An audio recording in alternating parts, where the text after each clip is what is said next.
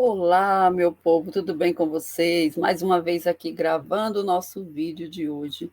Está uma chuva aqui em São Paulo e a internet não está muito boa e eu não vou nem tentar fazer live ao vivo para não cair. Gente, e aí, hein? E essa história dos OVNIs? Eles estão chegando. Será que aquele chamado dos bolsonaristas adiantou e eles chegaram atrasados? Será que é isso? Vocês acreditam que já tem grupos de WhatsApp dos bolsonarenses que estão aí em polvorosa, né? A reacende uma nova esperança. É muito engraçado os comentários, gente. Eles acham realmente que atenderam ao chamado deles atrasados, né? Mais de mês de atraso, e que finalmente os ETs vão vir para resgatar, né, o Bolsonaro dos Estados Unidos e recolocá-lo em Brasília. Olha, brincadeiras à parte, a verdade é que estamos tendo uma ressuscitação desse assunto sobre os OVNIs. Por que eu digo ressuscitação? De tempos em tempos, esses assuntos voltam à mídia. A quem interessa, não sabemos. Podemos pesquisar. Década de 70, por exemplo, foi muito notificado, inclusive aqui no Brasil, sobre aparições de objetos voadores não identificados, que é a sigla OVNIs. Inclusive, no próprio Fantástico da década de 70, apareceu uma certa autópsia feita em um extraterrestre, em um suposto extraterrestre, feita pelos cientistas norte-americanos. Bom, isso chocou o mundo. E de lá para cá, a ufologia, que é a ciência que estuda sobre esses objetos não identificados, as suas aparições, não é? Coletando relatos, inclusive, de pessoas que dizem já terem passado por experiências extraterrestres, né, ou terem visto objetos não identificados, ou até mesmo histórias de terem sido abduzidas, né? Ou seja, é, sequestradas, né, levadas a um local longe, mais evoluído. Né? Engraçado que é sempre um local mais evoluído. Né? É igual aquela história de que quando as pessoas fazem regressão para estudar sobre suas vidas passadas, nunca tem uma aparição que você era o plebeu, né? O pobre, o escravo, sempre você era o rei, a rainha, né? Um nobre da corte.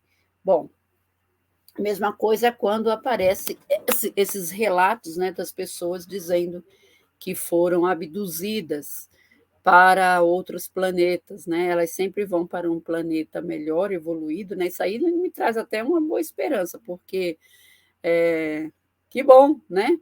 Que bom que seja assim mesmo, que os planetas por aí sejam melhores que aqui, sejam de inteligências muito mais evoluídas que a nossa, porque vai ser uma grande decepção se um dia a gente descobrir que tem por aí, né, que as pessoas são abduzidas para planetas com inteligências muito inferiores que aqui, apesar de que a minha crença diz que, a crença kardecista diz que nós temos sim diversos planetas, né, neste grande universo criado por Deus, ao qual as inteligências elas são superiores, iguais e inferiores que a Terra. Mas o fato é esse, que vem aparecendo só nesse final de semana, para vocês terem uma ideia, só nesse final de semana, foram identificados três ou 4 aparições pelo mundo afora, Canadá, Estados Unidos, China e até mesmo no Uruguai, veja só. Então, será que há um ataque de OVNIs aqui na Terra? Aqui o portal Fórum diz o seguinte: mistério. Há um ataque de OVNIs à Terra? Por que tantos OVNIs foram encontrados nos últimos dias? E aí tem uma foto aqui, né, de um objeto estranho, não identificado. Vou tentar pôr aqui na nossa tela. Deixa eu ver aqui, que é a primeira vez que eu estou usando esse StreamYard para fazer as gravações e não apenas como que se fala, a live, né? A live ao vivo. Então, deixa eu ver aqui se eu consigo, se é aqui. Aqui, ó. Compartilhar a tela. Será que é aqui? Acho que é. Aqui, vamos ver.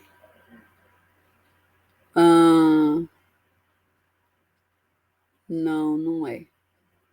Bom, não sei, vou precisar estudar mais aqui para saber onde é que eu consigo dividir a tela aqui com vocês.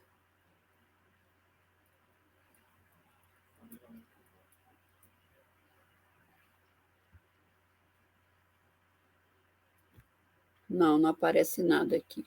Ah, acho que achei. Vamos ver aqui. Vai aparecer aqui de boa, ó.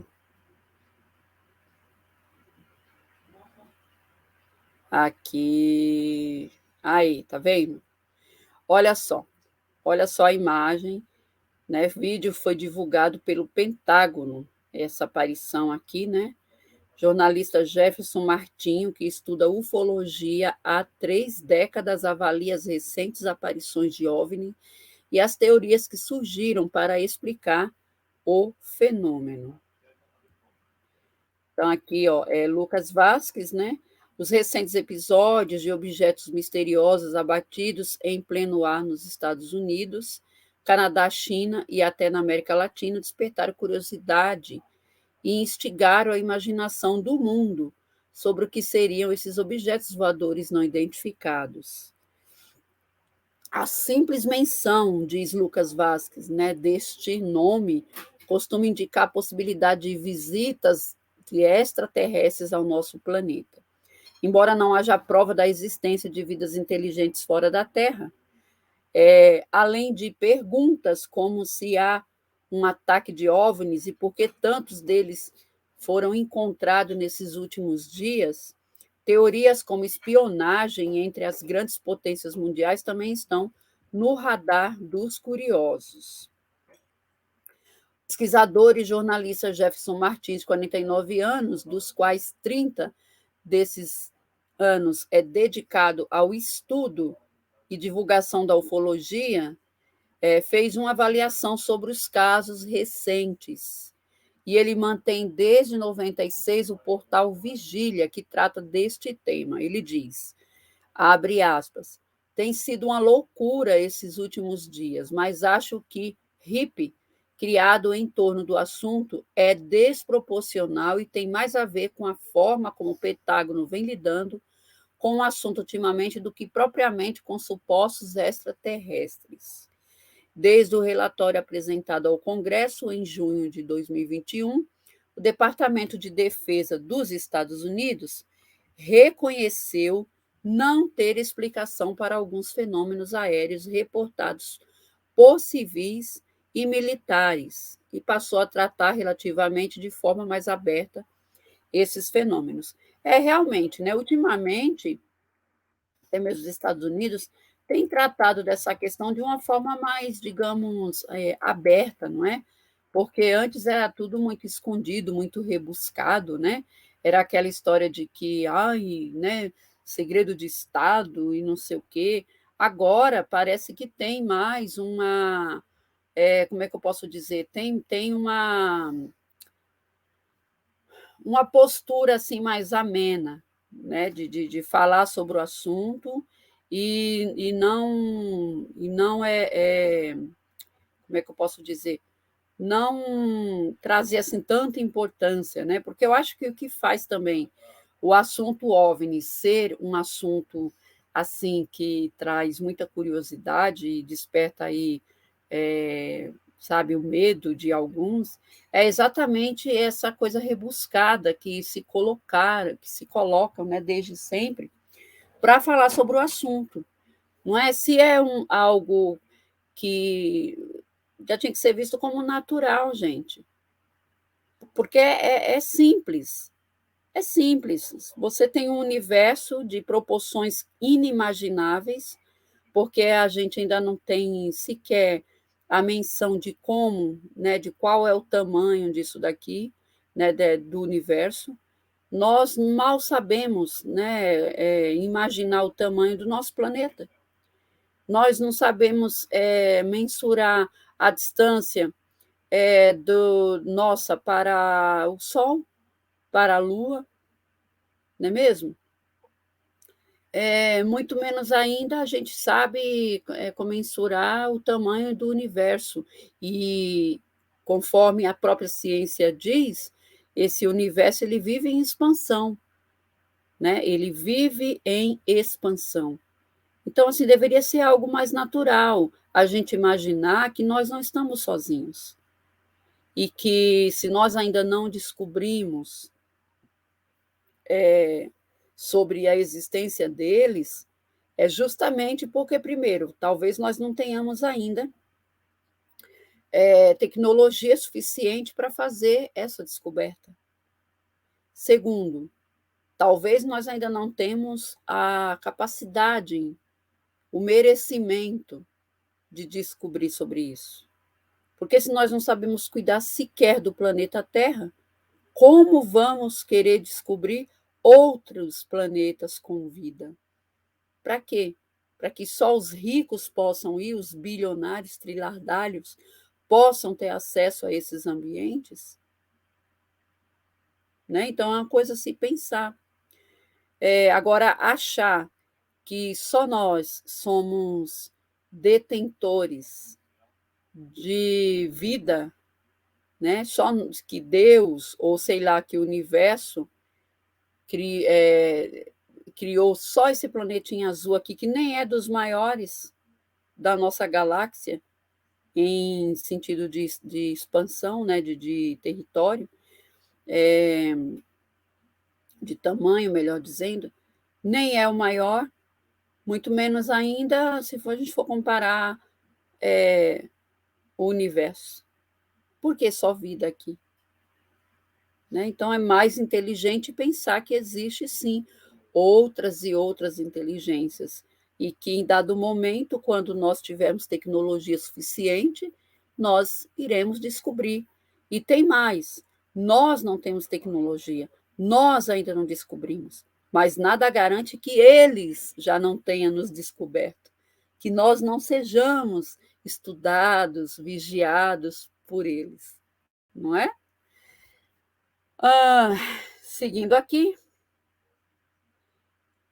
em relação à origem desses objetos e por que tantos foram encontrados recentemente, Jefferson diz: pelo menos dois deles, o primeiro abatido, o balão na Carolina do Sul, e o segundo detectado sobre a América Latina, foram assumidos pela China, embora seja bem estapafúrdia a sua justificativa de experimento que saiu do controle. Tá? Então, os dois aí que foram identificados, pelo menos dois, né, desses quatro que foram achados nesse final de semana, dois da China, tá? São balões de ensaio da China, alguma coisa assim.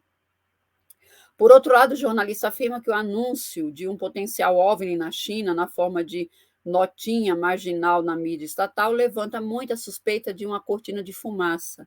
Talvez já soubesse da detecção e potencial captura de objetos seguintes no Alasca, Canadá, e no domingo no Michigan, e dessa forma prepararam terreno para o benefício da dúvida.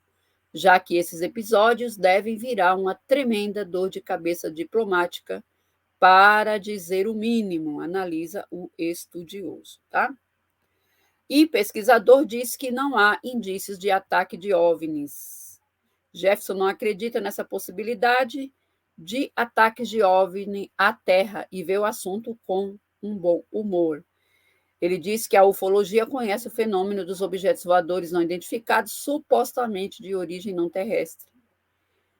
Uma hipótese formulada a partir de centenas de milhares de relatos, mas não comprovada desde que o mundo é mundo. Nunca houve indícios de uma atitude assim extrema ao longo da nossa história, mesmo que alguns relatos retratem experiências que não terminaram muito bem para as testemunhas, mas isso é outra história. Na minha opinião, disse ele, trata-se de uma questão de inteligência ou de espionagem.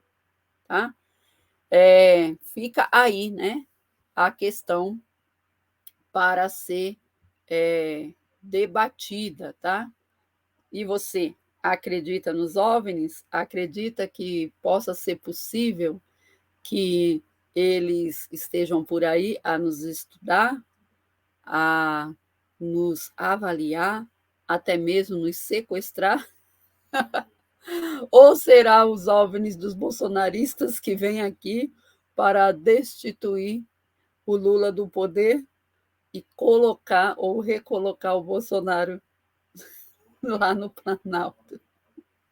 Põe aí para mim nos comentários o que você acha dessa questão, hein?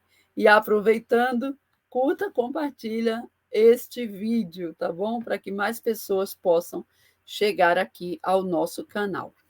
Olha só, pessoal, vamos rapidinho aqui para as nossas notícias.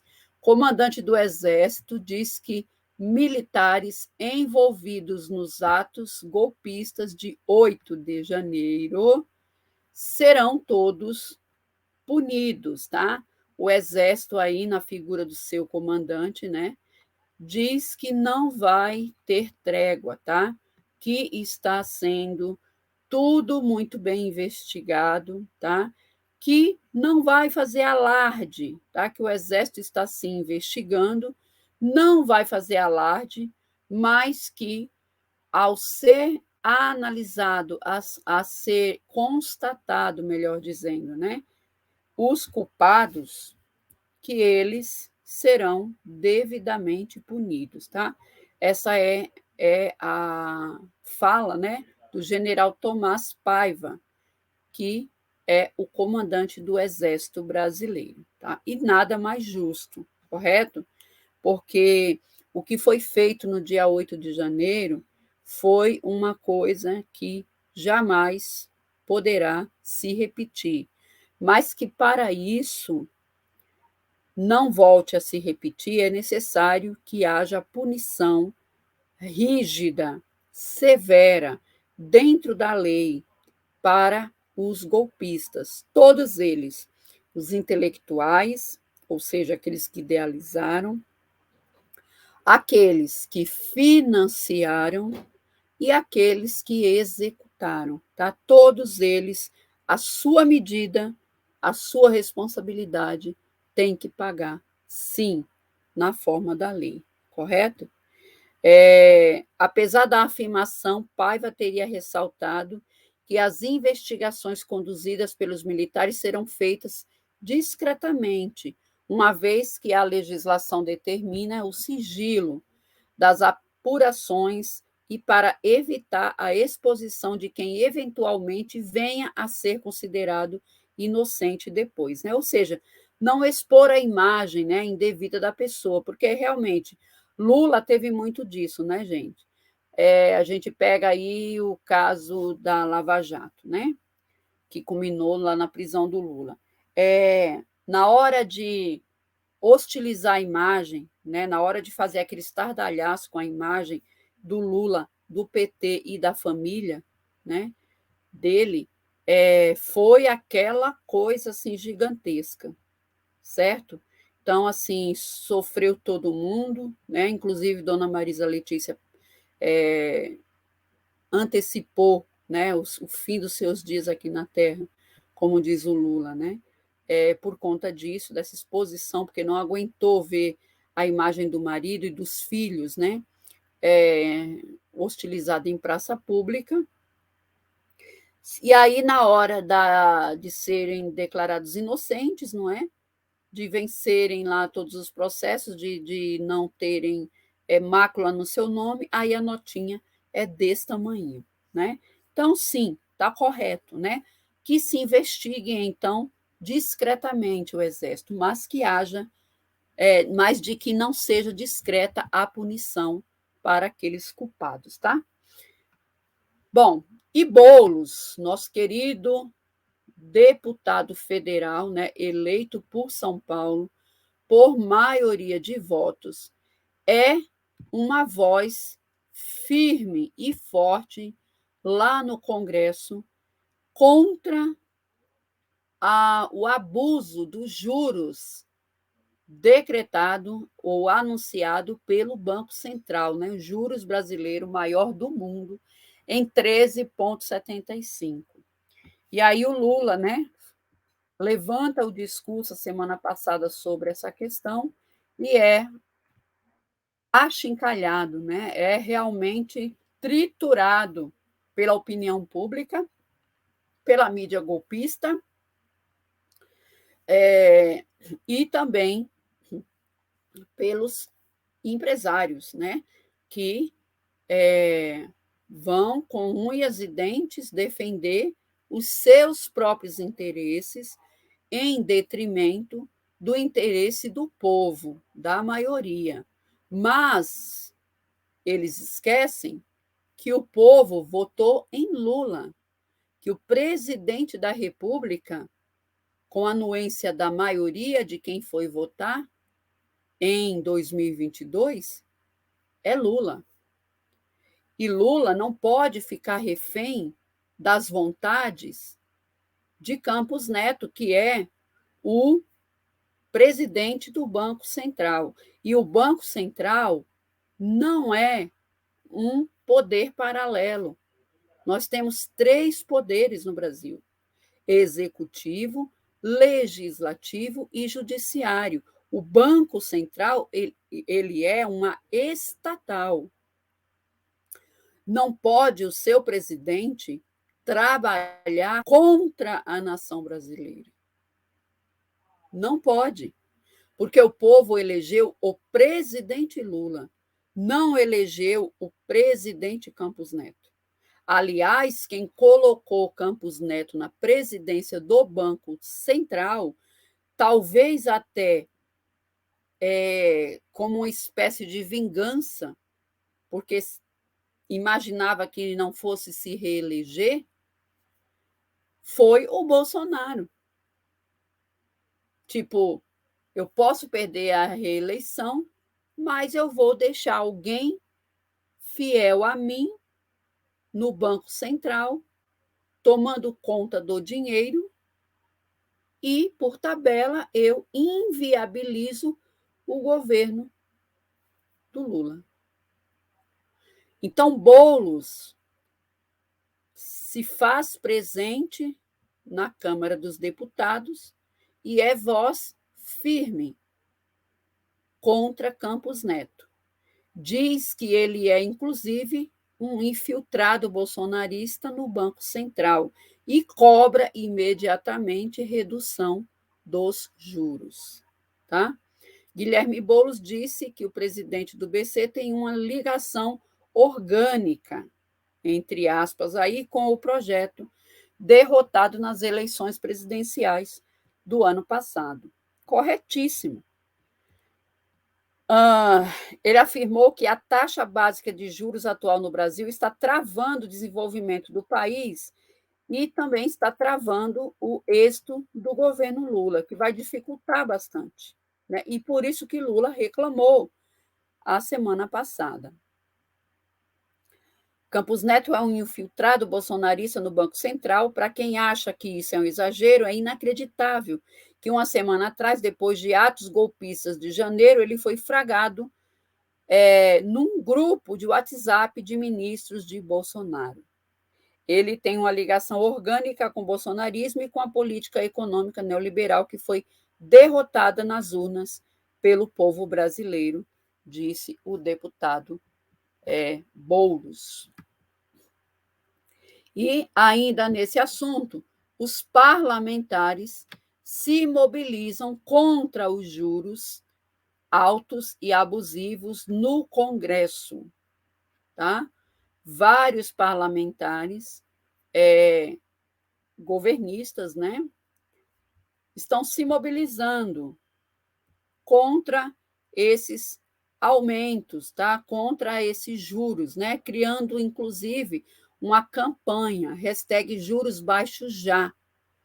Para Lindenberg Farias, por exemplo, o debate sobre os juros não pode ficar apenas com o sistema financeiro, tá? E, logicamente, que Lindenberg está dotado de razão, certo? Porque esse discurso ele não é apenas sobre economia, mas ele é também sobre vidas, certo? Porque os juros estarem altos, abusivos, significa que menos pessoa terá poder de compra, menos pessoa vai poder se endividar, vai poder pagar suas dívidas, melhor dizendo. Menos pessoa vai poder comprar um eletrodoméstico que seja para dentro de sua casa, para melhorar um pouquinho o seu dia a dia. Não vai poder pegar dinheiro emprestado e sequer vai ter investidor aqui, porque o risco vai ser muito alto, certo? A inadimplência vai aumentar, já está aumentando. O desemprego também vai aumentar, porque se não há investimento, não há emprego. Se não há emprego, há menos pessoas com dinheiro. Se há menos pessoas com dinheiro, há menos pessoas comprando. Se há menos pessoas comprando, há mais pessoas pobres, miseráveis, né? E sem qualquer sentido na vida. De acordo com Lindenberg Farias, o tema dos juros tem sido destaque no debate político e econômico nacional. Nós não concordamos com a decisão do Banco Central de manter a taxa Selic no patamar de 13,75, a mais alta taxa de juros reais do mundo. Esse é um tema central para os rumos da economia brasileira, para a geração de empregos e deve ser debatido por toda a sociedade e não somente pelo sistema financeiro, certo? Esse evento, né, de protesto contra os juros altos tem a presença de vários parlamentares, como, por exemplo, a Gleice Hoffmann, Guilherme Boulos, Zeca Dirceu, o Randolph Rodrigues, líder do governo no Congresso. Integrantes de entidades sindicais, movimentos populares e partidos políticos também farão protesto contra a alta dos juros. E é isso mesmo, gente. Esse discurso ele tem que ganhar a sociedade, tá? Todos têm que conversar sobre isso, tá? Porque quanto mais a sociedade tiver consciente da responsabilidade de Campos Neto ou do Banco Central nessa questão dos juros, mais fácil será derrubar esses juros. É importantíssimo, não é interessante para eles, tá? Eles que eu falo, os empresários, né? E os banqueiros, que o povo se aproprie desse discurso, e por isso que eles massacraram Lula quando Lula levantou a questão sobre a taxa estar alta demais, tá? Só que, e a mídia também não quer, né, que ninguém discuta sobre isso. Só que agora, diferente dos outros anos, tem aqui, tem os canais de esquerda, tem a internet, que a gente tem que bater nesse discurso, sim.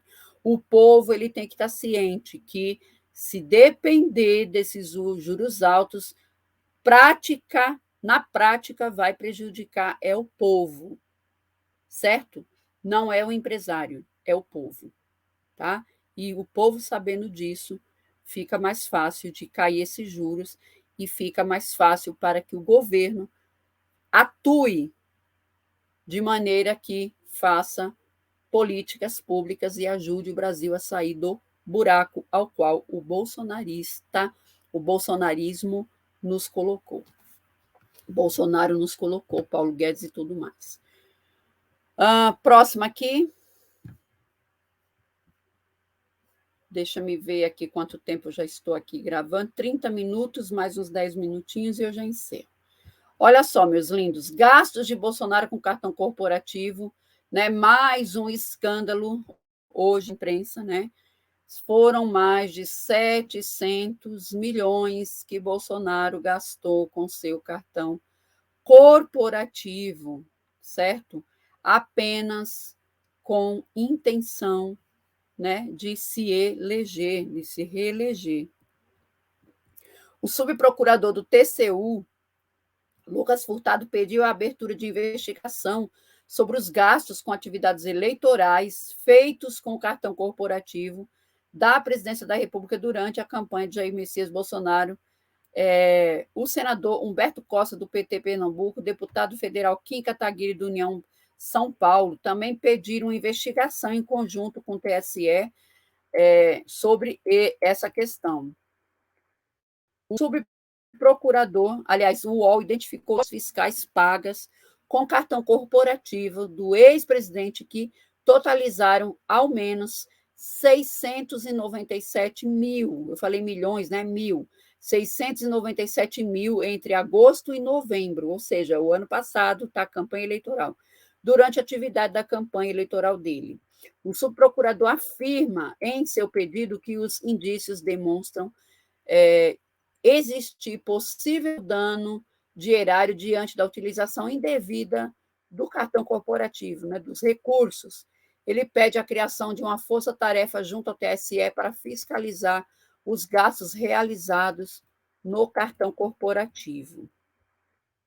Em si, confirmando os fatos narrados, instaurar tomada de contas especial para responsabilização dos agentes envolvidos, sem prejuízo da remessa de cópia do processo, com respectivo acórdão do Ministério Público Eleitoral para adoção de medidas cabíveis. E na ação protocolada hoje, o senador Humberto Costa pede que o procurador-geral do MP, junto ao TSU, Cristina Machado, abra investigação sobre os gastos de Bolsonaro com cartão corporativo durante a campanha. Diz Humberto Costa, preocupante face que agentes políticos tenham a desfaçatez de, em tese, utilizar recursos públicos em tão evidentes atividades de campanha eleitorais, desnivelando a competição eleitoral em claro abuso de poder econômico e político, né? Demorou, tá? E, no caso de ser constatada irregularidade, o partido e o próprio Bolsonaro terá que devolver esse dinheiro para os cofres públicos, ok? Terrorismo em escola de São Paulo, gente. Olha só, o discurso de ódio ao qual todos nós estivemos submetidos ao longo desses últimos anos, mais necessariamente no governo Bolsonaro, prejudicou muito as mentes daqueles que já tinham um germezinho de extremismo na veia, né? Mas principalmente os jovens, tá? Principalmente os jovens. E também a questão do discernimento, né, abusivo e absurdo das armas, tá? Por isso que tem que ser mesmo decretado, né, derrubado cada medida provisória que dava direito à compra de armas, né? E Lula já fez isso, certo? Hoje, né, o terrorismo na escola, foi preso um jovem de 16 anos que estudou em uma determinada escola aqui de São Paulo. Esse jovem foi preso com suástica aqui no braço e bomba caseira na tentativa de causar um atentado dentro da escola que ele supostamente, né, pelo menos foi o que ele disse, tinha sofrido bullying. Cerca de 300 alunos estudavam na instituição naquele momento em que o ataque ocorreu, né? Esse jovem tem 17 anos, foi detido em Montemor, interior aqui de São Paulo, na manhã dessa segunda-feira, após tentar provocar o atentado terrorista nas dependências das instituições. Além de bombas caseiras, ele portava uma machadinha. Olha o que ia causar isso, gente. E em sua roupa tinha o símbolo da suástica nazista. Ocorreram 2 explosões na Escola Estadual Professor Antônio Spreuser, onde também funciona a Escola Municipal Vista Alegre, mas ninguém se feriu. Cerca de 300 alunos estavam lá no momento. Garrafas amarradas e cheias de combustível, modelo coquetel Molotov e pregos foram apreendidos também com o rapaz. De acordo com o secretário de Segurança da cidade, Anderson Palmieri, o rapaz não conseguiu entrar na escola, mas chegou a jogar as bombas caseiras na entrada da instituição. O caso mobilizou as polícias civil, militar e o corpo de bombeiros. A prefeitura soltou nota em que avisa que não houve feridos e o indivíduo foi capturado e encaminhado para a delegacia. Tudo isso, gente, de novo falando, pela contaminação, né, pelo discurso incisivo, rotineiro, diário, de ódio, né, de vingança, de porte de arma. Esse jovem aí já tinha uma arma, né, uma arma calibre 32, e diz que na casa dele foi apreendida também livros de Hitler, sabe? Provavelmente, né, parte de família, né, bolsonarista, né? Não citaram nada aqui, mas com toda certeza, né? E aí esse discurso de ódio que a gente viu, né, ao longo desses 4 anos, está resultando nisso aí. Sabe que isso aí era uma coisa rara, né, de ver aqui no Brasil, né? Ataque à escola acontecia uma vez ou outra. Agora é uma coisa que acontece quase sempre, né? Quase sempre tem um ataque ou outro. E realmente, para nós que somos educadores, a gente fica assim muito triste e também muito assustados, porque realmente a gente não sabe com quem a gente está lidando, né? A gente está diariamente ali com 500, 700 pessoas que você não sabe quem são, né? Você não sabe em que momento algum deles pode se levantar e te ferir, te machucar, te matar, né? E vai ficar tudo por isso mesmo. Você vai entrar na estatística e esses jovens serão presos, depois serão soltos, né? Porque são menores e fica tudo bem, né? Então, realmente, a gente precisa repensar que tipo de sociedade a gente quer para a gente, né? E que tipo de educação a gente vai dar aos nossos filhos, certo? E sejamos exemplos, né? Claro.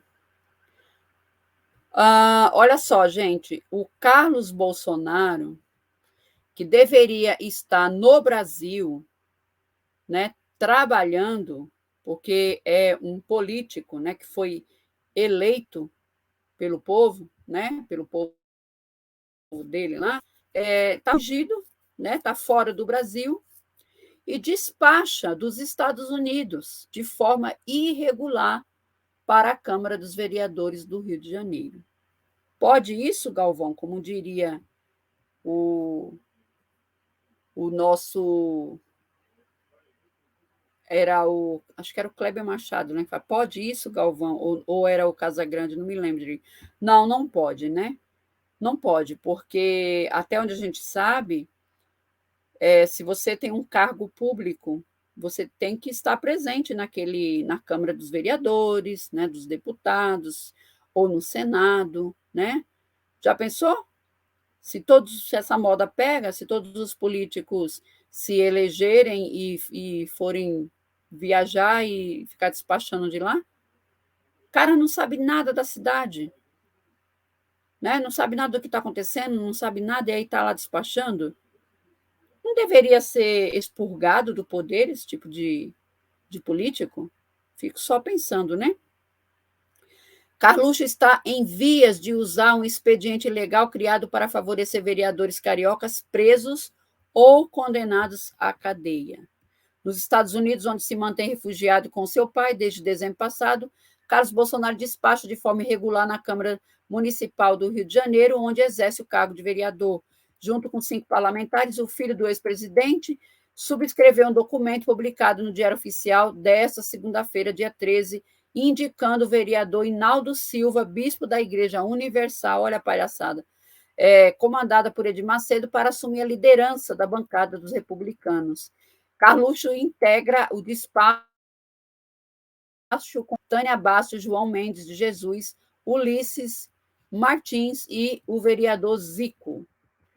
Pelo regimento interno da Câmara, o documento ficará sem pelo menos uma assinatura, já que o 02 não se encontra no país.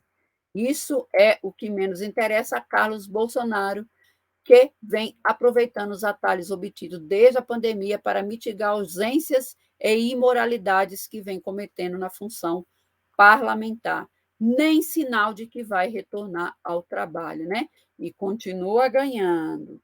Acorda, Brasil. Acorda, Brasil. Será que ninguém pode fazer nada para destituir esse cara do poder? Vamos lá, meu povo lindo. Estou terminando aqui, penúltima notícia. Haddad. Nossa Haddad diz que Lula decidirá sobre e também sobre a isenção do imposto de renda já na próxima semana nas próximas semanas após o Carnaval, tá? O ministro da Fazenda, Fernando Haddad, afirmou que Lula teve acesso aos textos das propostas para estabelecer o novo salário mínimo e para alterar a faixa de isenção do imposto de renda. O titular da Economia se encontrou com filiados do PT em reunião interna do partido no Diretório Nacional em Brasília.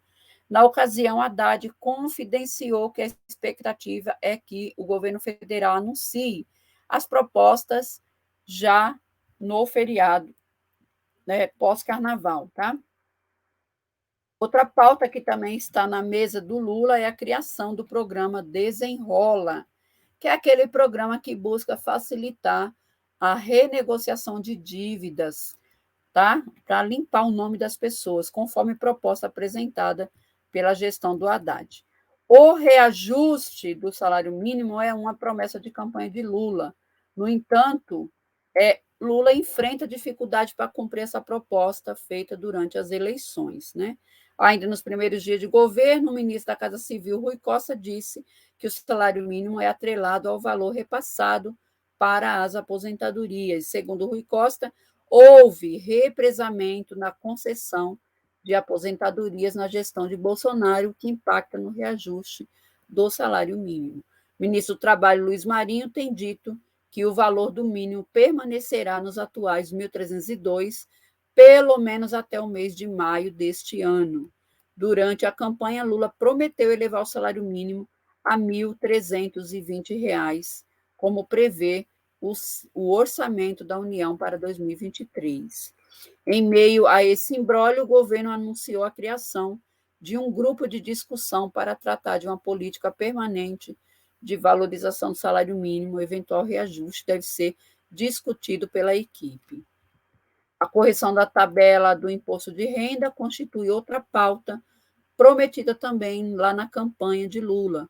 Uma vez que é feita uma reforma tributária, Lula tem prometido taxar os mais ricos e diminuir o valor do imposto para o cidadão que recebem menos. Na campanha eleitoral, Lula prometeu isenção do imposto de renda para quem ganha até 5 mil por mês.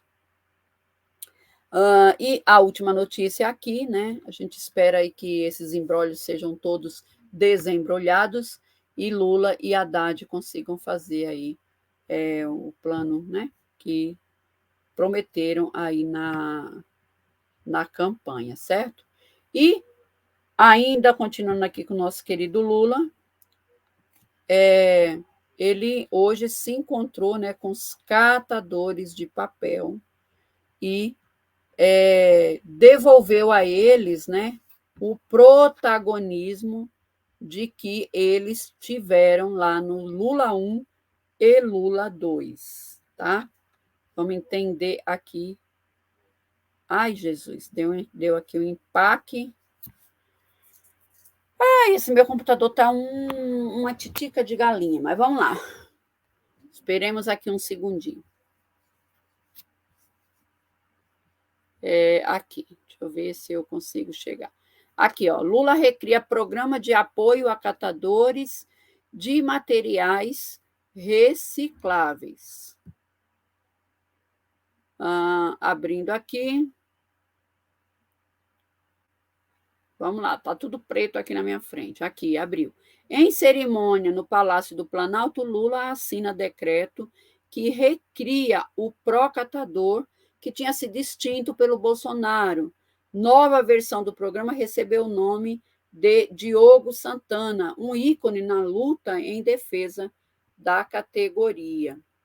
O presidente Lula cumpriu o compromisso que assumiu no final do ano passado com os catadores e catadoras de materiais recicláveis e assinou em cerimônia no Palácio do Planalto, junto com o decreto que recria o programa de apoio à categoria. O que estamos fazendo é apenas repor no lugar aquilo que já estava no lugar e foi tirado, disse Lula. Este é o primeiro passo de uma caminhada muito longa que precisamos fazer para que vocês sejam transformados em cidadãos e cidadãs plenos. Este é apenas o começo, completou o presidente Luiz Inácio Lula da Silva. O programa recriado é o Pró-Catador, que foi lançado lá em 2010, durante o segundo mandato do presidente Lula, para promover ações de apoio a trabalhadores de baixa renda que se dedicam a coletar materiais reutilizáveis e também recicláveis. A determinação para que o grupo de ministros viabilize a volta do projeto foi uma das primeiras medidas adotada logo após Lula tomar posse. E aí nós temos esta volta, né, a este programa aí como sendo o primeiro, né, a que Lula cumpre aí. Um primeiro, assim, mais prático, né, com o povo que menos tem, né, que tanto luta e que menos tem. Gente, é isso. Finalizo aqui o nosso vídeo de hoje, agradecendo aí a tua presença, pedindo mais uma vez que você curta, compartilhe, se inscreva neste canal, pedindo que você, se for possível, né, ajude, tá? Com o Pix, é muito importante, tá? Qualquer valor já me ajuda bastante. 252-791-61802. Esse é o Pix do canal Sala de Aulas. E qualquer valor é muito bem-vindo, tá? Só tem R$1, não tem problema, tá? R$1 já ajuda bastante, tá bom? E fora que eu também multiplico a tua ajuda, passando para entidades de apoio a moradores em situação de rua e seus animais, tá bom? Animaizinhos em situação de rua. É isso, pessoal. Fica com Deus. Boa noite. Até amanhã, se Deus assim permitir. Tchau.